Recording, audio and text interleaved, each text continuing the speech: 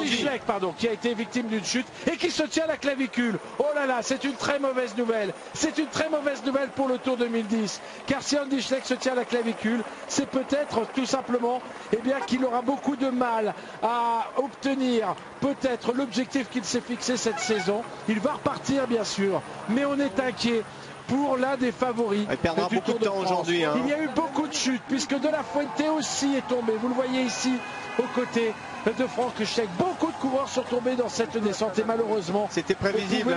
Ça c'est pas normal. Ça c'est pas normal quand même. Enfin voyons, le cyclisme est un sport d'exploit et je ne comprends pas qu'on ne fasse pas de sprint pour la deuxième place. Enfin décidément, mais les coureurs sont devenus quand même incroyablement passifs parfois dès que le cyclisme est un sport d'exploit. Et oui, il y a des chutes. Les chutes sont parfois dramatiques. On n'a pas arrêté le Tour de France, on n'a pas arrêté de disputer le Tour de France à la moindre chute. Enfin, il faut quand même raison garder. Et j'ai un peu l'impression parfois que ces sportifs ne se comportent pas de toute façon irrespectueuse. Le public ne comprend pas. Le public ne comprend pas. Qui a bravé lui aussi le mauvais temps. Enfin, voyons, messieurs. Non, c'est pas possible de voir ça. Franchement, cette image ne rend pas service au sport cycliste, qui reste un sport d'exploit. Ces gens, ces coureurs sont aimés, sont adulés. D'abord parce qu'ils sont capables de se surpasser et d'abord de surpasser aussi la peur. Eh bien, Chavanel l'a compris, et bien visiblement le public ne le comprend pas et Cancellara n'a peut-être pas compris de se faire siffler au passage sur la ligne. Voilà donc l'arrivée de cette étape escamotée par les coureurs du peloton. Alors on verra, en tout cas ça montre que... Et regardez, Andy Schleck attaque.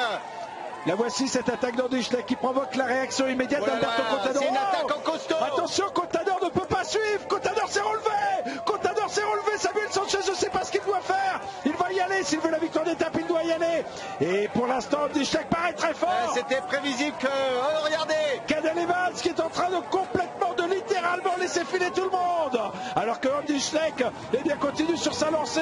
Oh là là, Cadel Evans qui est même derrière Michael Rogers. Et Samuel Sanchez est en train de rentrer sur Andy Schleck et va essayer de lui disputer la victoire. Oui, c'est bien parti pour Andy Schleck pour remporter cette victoire. Il est très costaud. Et de prendre le maillot jaune.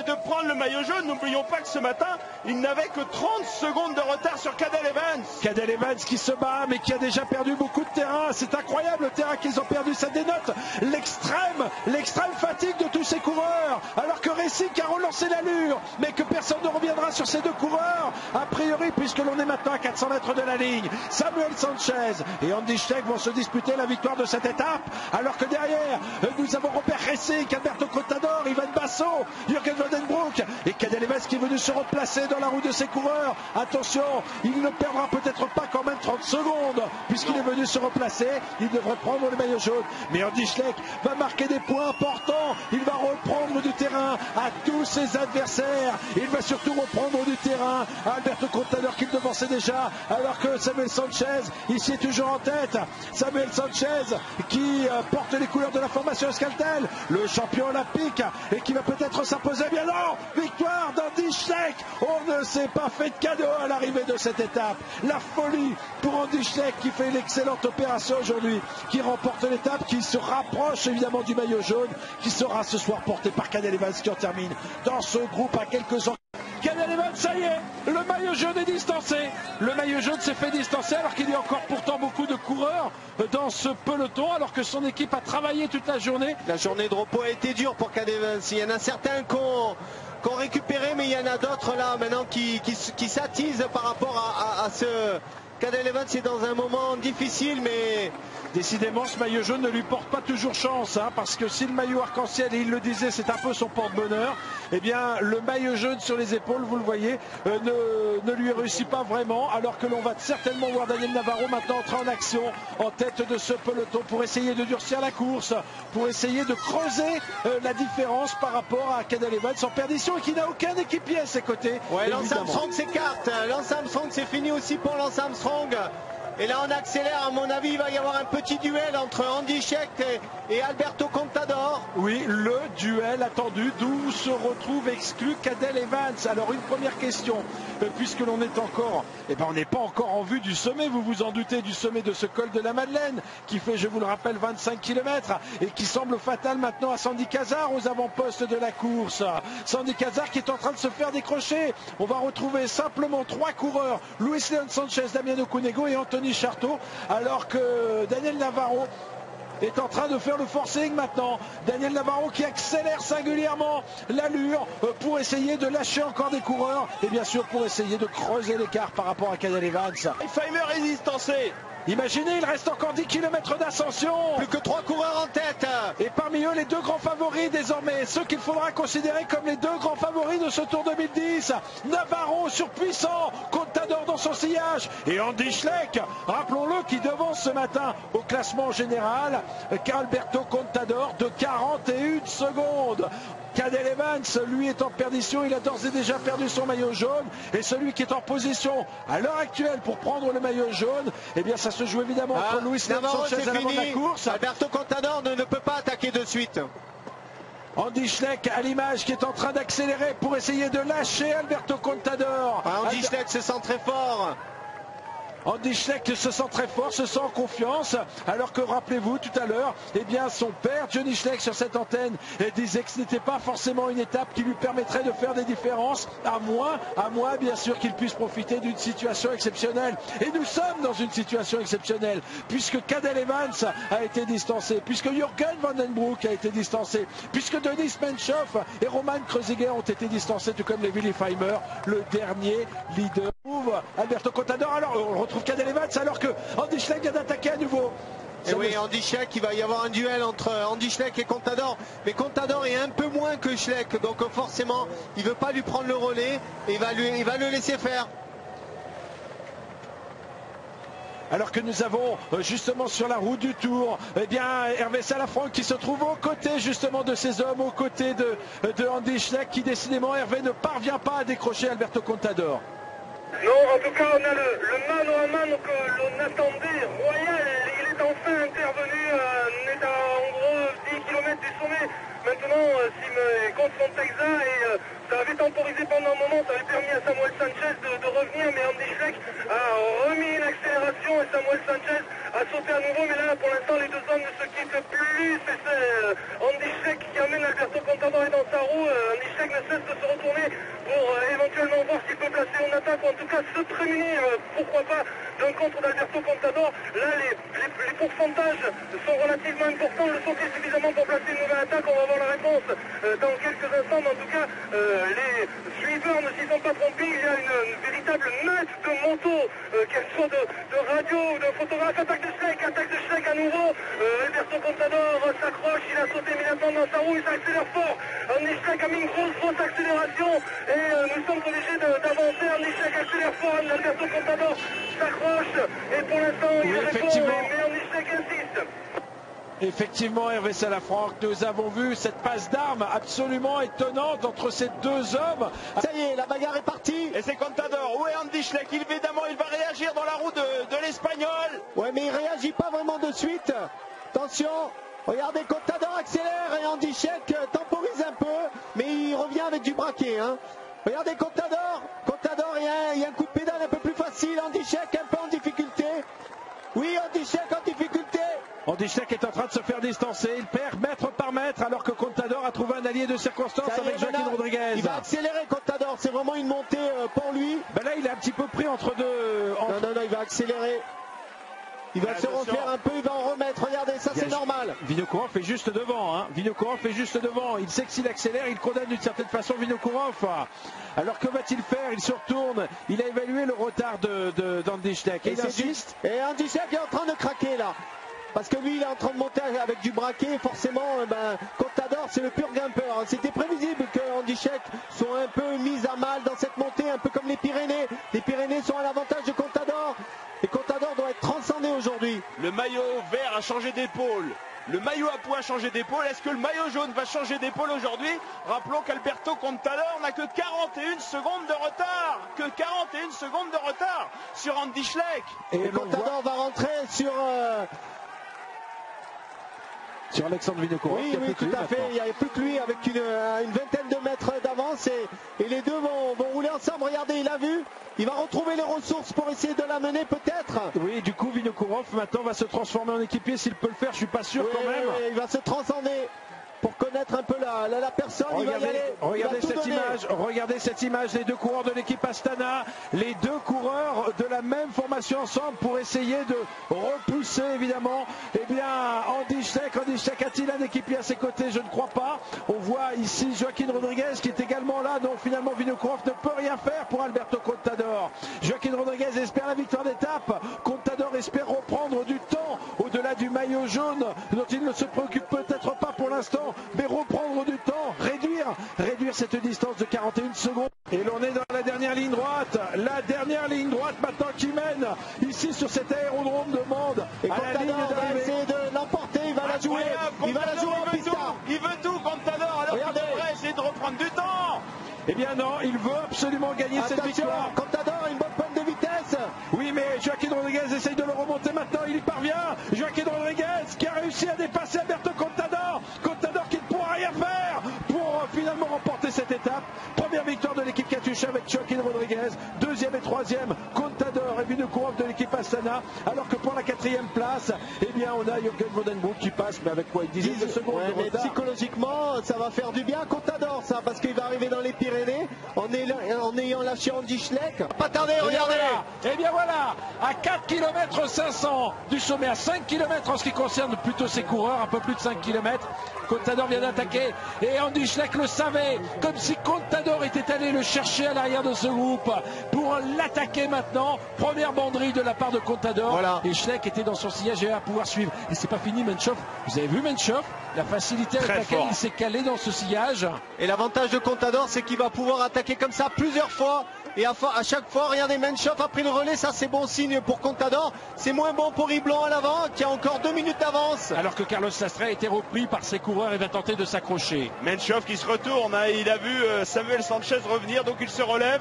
Si Samuel Sanchez était vraiment en difficulté, Menchov aurait continué à rouler pour essayer d'aller accrocher la 3e place du classement général. Au classement général, non, peut-être pas. D'ailleurs, il était où au classement? Il était tellement loin. Pas sûr quand même. Une attaque de Contador, mais à chaque fois il attaque de devant, donc forcément Andy Schleck prend la roue. Et donc, oui, il s'est fait piéger Andy Schleck lors de l'étape de Mende. Il n'était pas dans la roue d'Alberto Contador. Et là je crois que la tactique était simple. On l'a vu, même quand il va à l'arrière du peloton, le maillot jaune doit rester dans la roue d'Alberto Contador pour ne pas se faire piéger. Menchov est très fort derrière, attention, Menchov pourrait en remettre une, attaquer. Est-ce qu'il osera? En tout cas... Cette attaque a fait des dégâts. Carlos Sastre se fait décrocher à son tour. Maël Moinard aussi, on pouvait s'en douter. Mais Robert Racing, qui était revenu, se fait décramponner également. C'est peut-être pour ça que Menchov n'en remet pas encore une couche, parce qu'il a les capacités peut-être... Aujourd'hui, je le vois très fort. Hein. Je ne sais pas s'il va beaucoup s'inquiéter de Robert Racing. Alors que l'on voit Samuel Sanchez ici. C'est lui qui vient d'attaquer. Évidemment, c'est Denis Menchov. Hein. Là, je crois qu'on se bat plus pour aller chercher une 3e place entre ces deux coureurs, plutôt que d'essayer de distancer Alberto Contador et Andy Schleck. En tout cas, une course comme ça est parfaite pour Christophe Riblon, hein, de s'attaquer, de s'arrêter, de revenir. Lui, il monte à son train. Encore plus qu'1 kilomètre pour lui pour arriver dans le moins dur. Il n'a perdu que 20 secondes entre le 4e kilomètre et à 3 km de l'arrivée. Parce que les derniers kilomètres sont beaucoup moins durs. Et là, voilà, on est carrément arrêté. On est arrêté. Arrêtez le maillot jaune. Arrêtez Contador. Incroyable. Incroyable. Et bien en tout cas, on a la certitude là que personne n'est sûr de lui. Aucun de ces deux coureurs n'est sûr de lui. Ouais, et Contador qui nous indiquait sa confiance, notamment lors de l'étape de Mende, n'est pas si confiant que cela. Et c'est tout simplement le maillot jaune qui est en train de le faire douter, j'ai l'impression. Oui, mais c'est lui qui fait la mauvaise affaire, Andy Schleck. Certes, il a le maillot jaune. Certes, il a 30 secondes d'avance, mais on l'a annoncé, il doit reprendre du temps Alberto Contador avant le contre-la-montre de Bordeaux. Pour l'instant, faire une partie de leur retard, c'est quand même étonnant ce comportement. Et d'ailleurs, regardez, Andy Schleck est en train de craquer, c'est lui qui est en train de rouler derrière Samuel Sanchez et Denis Menchov. Ouais, mais Menchov maintenant va mettre le turbo, il va partir sûrement tout seul. C'est lui qui va, quelque part, c'est lui qui va profiter de cette situation. Une 40 de retard pour Denis Menchov sur Christophe Riblon. Oh là là là là là là, un véritable guerre des nerfs entre les deux hommes. Et Menchov, ne le sont-ils pas en train de le sous-estimer? Bah oui, le Menchov Russe de l'équipe Rabobank. Il était très fort, Menchov, attention. Et Samuel Sanchez, évidemment, qui tient à sa 3e place au classement général, est en train de revenir sur le Russe de la Rabobank. Il est juste derrière, une vingtaine de mètres seulement. Évidemment, sous un public acquis à sa cause, Samuel Sanchez. C'est gagné pour Christophe Riblon à 500 mètres de l'arrivée. Il a encore plus de 50 secondes. Super. Il le sait, il l'a compris. Quelle belle victoire. Jamais un Français n'a gagné là-haut. Eh bien, c'est fait maintenant. Bravo. Avec Christophe Riblon. Super. Et à nouveau un Français qui gagne une étape de montagne, il faut le souligner. 4e étape. 4e victoire française, c'est mieux que l'année dernière. Et 3e de montagne, après les Rousses, c'est quand même une étape de moyenne montagne pour Chavanel. Et puis Sandy Cazard à Saint-Jean-de-Maurienne. Et bien voilà, et on se bat maintenant pour la 2e place avec Samuel Sanchez qui a pu rentrer sur Denis Menchov. Ils ont tous les deux un maillot orange, mais vous l'aurez compris, ils ne sont pas de la même équipe. Samuel Sanchez, le coureur de l'équipe Euskaltel, et Denis Menchov, le Russe de la formation néerlandaise Rabobank. On ne sait pas qui gagnera le Tour de France cette année. On ne le sait pas plus ce soir qu'on le savait la veille. Allez, une cinquantaine de secondes de retard par rapport aux hommes de tête pour Menchov et pour bien sûr Sanchez, mais surtout ces hommes ont repris une douzaine de secondes au groupe maillot jaune qui franchit maintenant. Attaque à l'instant, et bien d'Andy Schleck. Et regardez la réponse d'Alberto Contador. Non, c'est Vinokourov qui revient. Contador est plus loin. Effectivement. Et il a déraillé. Andy Schleck a déraillé. Saut de chaîne. Incroyable, il n'a plus d'équipier. Il a déraillé, il s'est arrêté pour remettre la chaîne. Oh, ça va être vu d'un mauvais œil, ça va être vu d'un mauvais œil. Il ne panique pas en tout cas, il ne panique pas Andy Schleck. Il va repartir s'il panique là. Parce que oh là là, ça ne marche pas, regardez, il n'a pas réussi à remettre sa chaîne. Il est en train de perdre le maillot jaune. Contador est parti. Qui ne pourra jamais dire qu'il n'a pas vu qu'Andy Schleck était victime d'un incident mécanique et qui a ici, eh bien avec tout à fait avec. On va revoir de toute façon cet incident. Voilà justement le moment où Andy Schleck déraille. Vinokourov est dans sa roue. Vinokourov passe et juste derrière on a Contador qui va porter son attaque. Mais je ne sais pas ce qu'il y a eu en ce qui concerne Contador. Contador était à l'arrière du groupe. Il n'était pas dans la roue d'Andy Schleck lorsqu'il a porté son attaque. Et malheureusement on ne l'a pas vu à l'image. Effectivement, Andy Schleck a peut-être essayé de surprendre très probablement Alberto Contador et Contador a pu répondre lorsque Andy Schleck était victime de cet incident mécanique. Par rapport à Andy Schleck, eux aussi font une excellente opération. N'oublions pas que tout se terminera par un contre-la-montre entre Bordeaux et Pauillac et qu'Andy Schleck n'est évidemment pas le favori dans cet exercice. Sanchez, qui décidément, s'il ne parvient pas à remporter d'étape sur ce tour, fait quand même de très belles opérations. Contador, vous avez vu, qui a tenu à virer en tête. Et Eloy Mondori qui est là, qui va certainement aller chercher non pas des points mais une place. C'est grâce à Mondori qu'il peut reprendre encore 1 ou 2 secondes à Alberto Contador. Il faut qu'il reste dans la roue.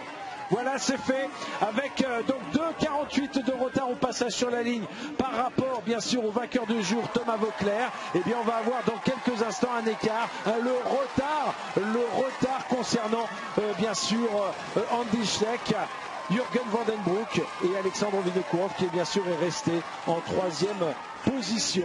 Allez, attention, le dernier virage est piégeux. Allez, pour qu'il garde son maillot, ça va être dur. Non, c'est fini de perdre son maillot jaune, Andy Schleck. Andy Schleck n'aura plus le maillot jaune au soir de cette étape. Peut-être pour 4 ou 5 secondes, il sera relégué à la 2e place. On l'a vu, le cours de la ça y est, Andy Schleck est parti avec Contador dans la roue. Oh là là. Ça y est. Attention, ben voilà, Pierre Rolland vient d'une certaine façon de dynamiter la course. C'est pas forcément ce qu'il souhaitait.